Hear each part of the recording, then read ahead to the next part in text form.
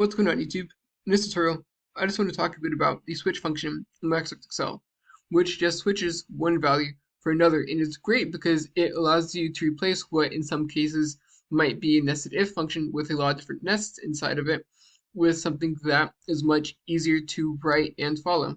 So here we have an example with a little reference table with day of the week and with the weekday and the corresponding day of the week. And we also have right here to the right a date with the weekday function, and we want to return the day of the week. So to do this using the switch function, you do equal switch, open parentheses. Now the first argument is the expression. So what do you want to evaluate? Well, we want to evaluate the weekday. And then after this, press comma, you have value result pairs. So if the value is a 1, we want to return Monday. If the value is a 2, we're going to return Tuesday, and so on and so forth. Value 3, return Wednesday. Now, one thing to note is that it doesn't have to be a slow reference. I like to default to using slow references just because I think it makes life easier. But you can also, for example, say if the value is 6, return Saturday, for example. But I just like slow references personally because it helps prevent formatting issues, and it makes it to where you can kind of trace back to what it's referencing to.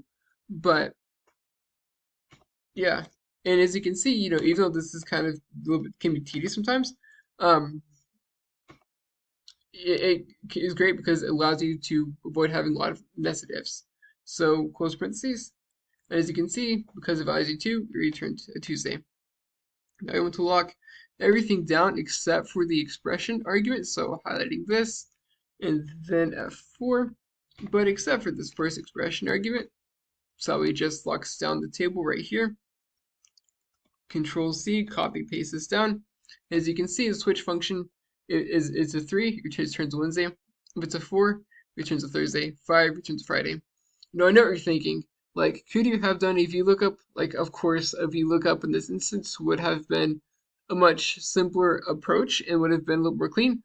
But one thing to note is that this did just kind of give an example of how this works. Now, what if you find something that's not there? Well, let's just say you type pretend right here. As you can see, it returns an NA.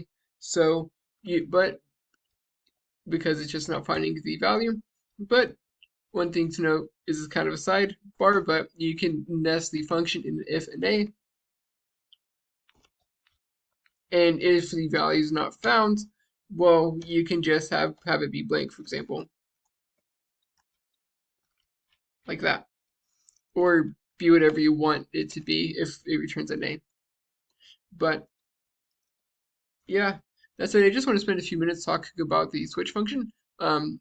This thing's very interesting because what was nested ifs cannot be the switch function, and I hope comments be helpful. If you did, like, subscribe, comment. Thank you so much for watching. You have a great day.